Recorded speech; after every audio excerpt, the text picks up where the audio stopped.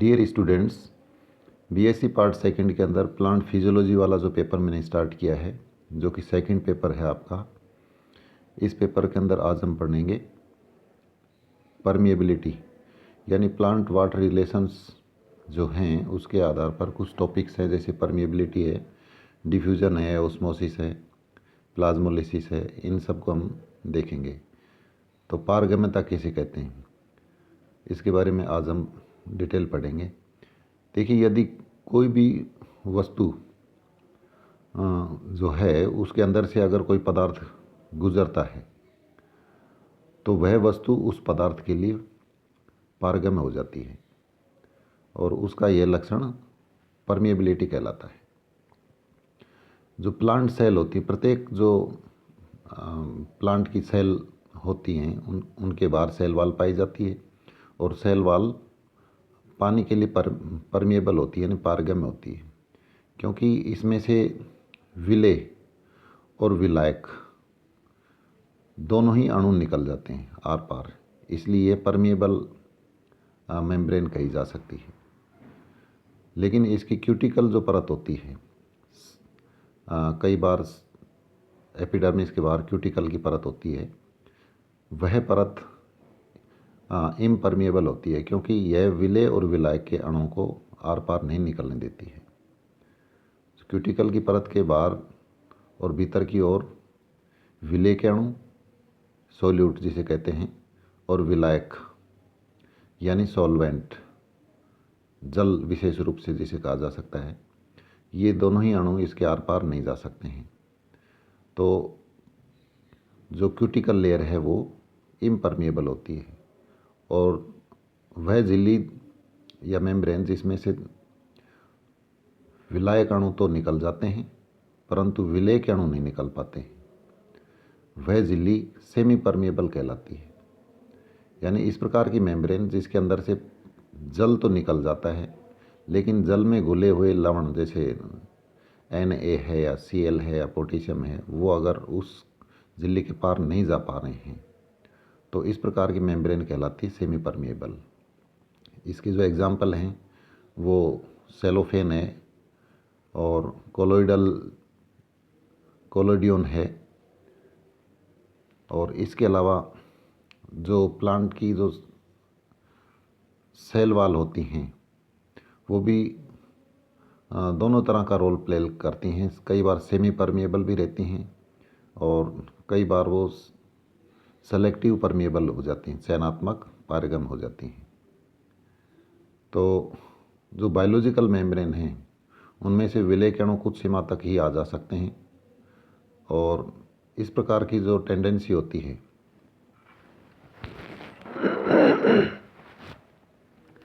Cell membrane की, जो इस प्रकार की जो नेचर होती है वो सेलेक्टिवली या डिफरेंशियली परमिएबल कहलाती है। अब जो डायग्राम है इसमें अलग अलग पारगम्यताओं के आधार पर इसमें दिखाया गया है। जैसे ये ए एक मेम्ब्रेन है और इसके बाहर की ओर सोल्यूट और सॉल्वेंट के मॉलिक्यूल हैं। डार्क से जो दिखाया गया है वो विलेय पदार्थ हैं, जैसे Na हो सकता है, Cl या पोटेशियम हो सकता है, और जो गोले में दिखाए गए हैं वो सॉल्वेंट के मॉलिक्यूल हैं। तो ये दोनों ही इसके आर पार नहीं जा पा रहे हैं। इस प्रकार की मेम्ब्रेन इम्परमिएबल है। फिर ये परमिएबल मेम्ब्रेन है, पारगम्य, इसमें से दोनों ही अणु उधर भी अंदर भी जा पा रहे हैं और बाहर भी निकल पा रहे हैं। नेक्स्ट जो डायग्राम है ये सेमी परमिएबल यानी अर्ध पारगम्य है। इसमें से दोनों ही प्रकार के जो अणु हैं वो आर पार जा पा रहे हैं, लेकिन आवश्यकता अनुसार। और नेक्स्ट जो मेम्ब्रेन है वो डिफरेंशियली परमिएबल है, यानी सेलेक्टिवली परमिएबल है। इसमें से आवश्यकता के अनुसार विलेय के अणु और सॉल्वेंट के अणु बाहर की तरफ जाते हैं और अंदर की तरफ भी आते हैं।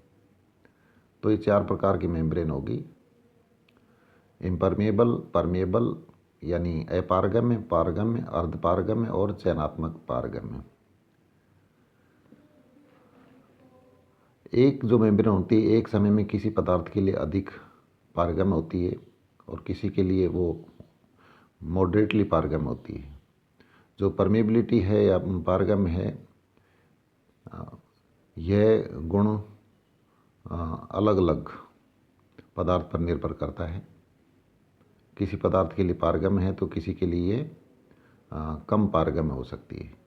प्लांट की सेल वॉल की परमेबिलिटी उसके अंदर और बाहर की जो सिचुएशन है, कंडीशंस हैं, उनके आधार पर डिपेंड करती है। जल तथा कुछ गैसें जैसे कार्बन डाइऑक्साइड, नाइट्रोजन और ऑक्सीजन और वसा में घुलनशील पदार्थ जैसे ईथर, अल्कोहल, क्लोरोफॉर्म, ये कोशिका में से सरलतापूर्वक आ जा सकते हैं। लेकिन जो बड़े अणु होते हैं जैसे प्रोटीन के, फॉस्फोलिपिड्स हैं, पॉलीसैकेराइड्स हैं, इसमें से आर पार नहीं जा पाते हैं। अब इसमें परमेबिलिटी को कौन कौन से ऐसे फैक्टर हैं जो कि प्रभावित करते हैं, उसके बारे में दिया गया है। परमेबल जो मेम्ब्रेन होती है उसकी पारगम्यता उसके कंपोनेंट्स,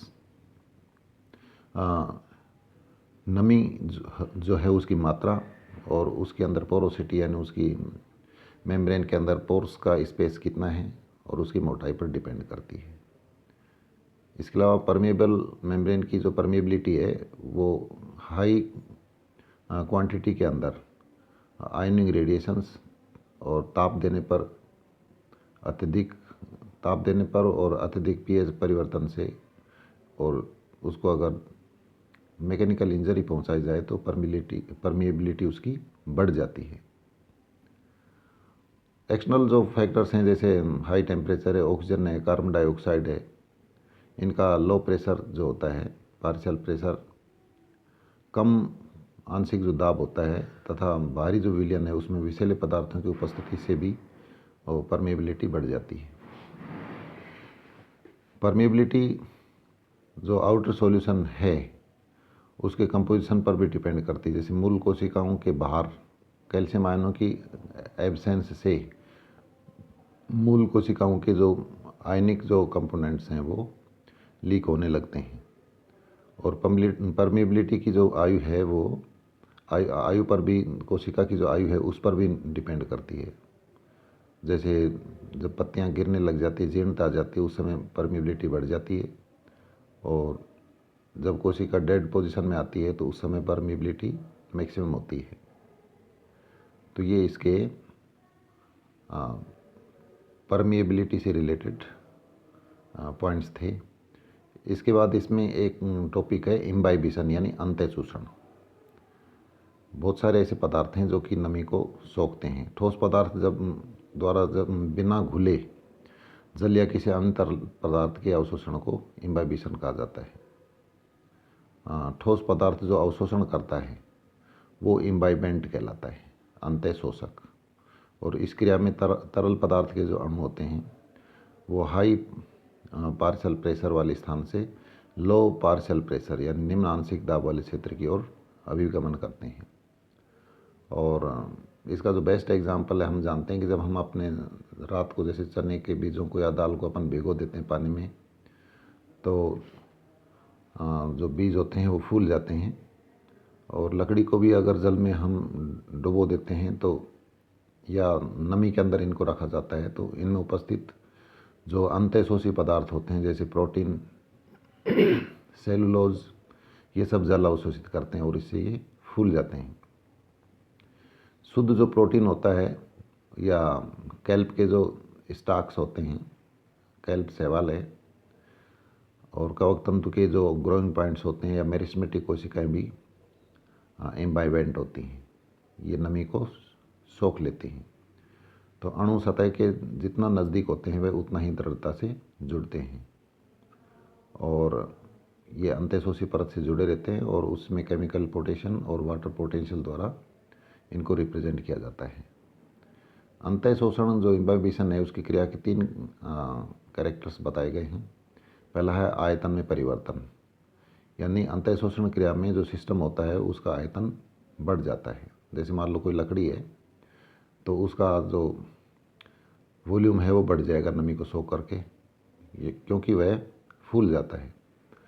और इसी क्रिया में अगर मटर या चने के बीजों को अगर पानी में लैब में अगर भिगो करके अपन देखते हैं तो ये भी अंत्य शोषण के कारण फूल जाते हैं।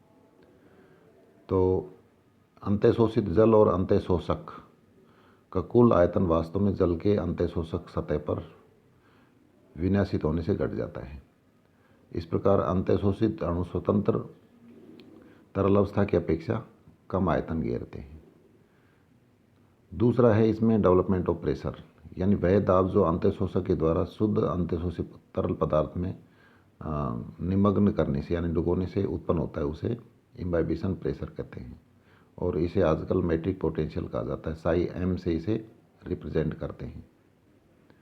अंत्य शोषण के दौरान डिफ्यूजन प्रेशर ग्रेडियंट भी डेवलप होता है और इम्बाइबिशन यानी अंत्य शोषण की क्रिया तब तक होती रहती है जब तक कि जल और अंत्य शोषक दोनों का विसरण दाब बराबर नहीं हो जाता है।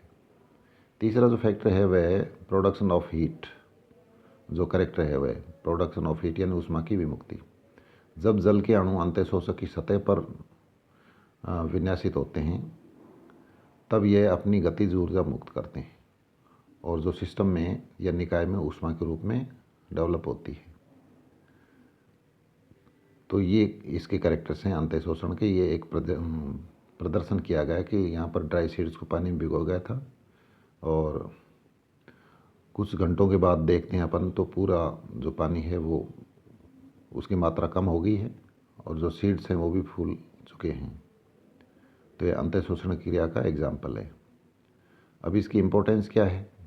तो इम्पोर्टेंस के कुछ पॉइंट्स दिए गए, जैसे सीड जर्मिनेशन में फर्स्ट स्टेप होता है। जब जिस ज़मीन में हम बीजों को डालते हैं तो बिल्कुल पानी उनके सरफेस के पास ज़मीन के अंदर मिट्टी के कणों से चिपका होता है और बाद में यह दूसरे टिश्यू जैसे एम्ब्रियो वगैरह एंडोस्पर्म में उनके द्वारा अवशोषित किया जाता है। अंत्य शोषण की क्रिया से जो सीड्स होते हैं और एम्ब्रियो होते हैं वो फूल जाते हैं और जो सीड कोट होता है यानी टेस्टा जिसे कहते हैं वो टूट जाता है और उससे बीजों का अंकुरण होता है। इससे मदद मिलती है इस क्रिया से। रूट सेल्स द्वारा जल अवशोषण की प्राथमिक स्थितियों में अंत्य शोषण काफ़ी प्रभावी होता है। सर्वप्रथम जो रूट एयर्स होते हैं उनकी सेल वाल द्वारा जो एडजॉर्ब जो पार्टिकल्स होते हैं जल के अणु, तो मूल रोम द्वारा उनको अवशोषित कर लिया जाता है और यह क्रिया एबायोटिक कंडीशंस में भी संपन्न हो सकती है, यानी अवायवीय परिस्थितियों के अंदर भी यह संपन्न हो सकती है। इसको एनएरोबिक कंडीशन कहेंगे, अवायवीय परिस्थितियों में। और लास्ट है बीजांड के बीज में परिपक्वन के समय जल इसमें अंत्य शोषण द्वारा प्रवेश कर जाता है, यानी सीड जब मैच्योर होता है तो इसमें जल की जो मात्रा होती है वह इम्बाइबेशन की क्रिया के द्वारा ही संपन्न हो पाती है। तो ये कुछ टॉपिक थे जिनके ऊपर कभी कभी शॉर्ट नोट पूछा जाता है। नेक्स्ट जो टॉपिक है डिफ्यूजन का, उसको अपन नेक्स्ट वीडियो लेक्चर में पढ़ेंगे। Thank you.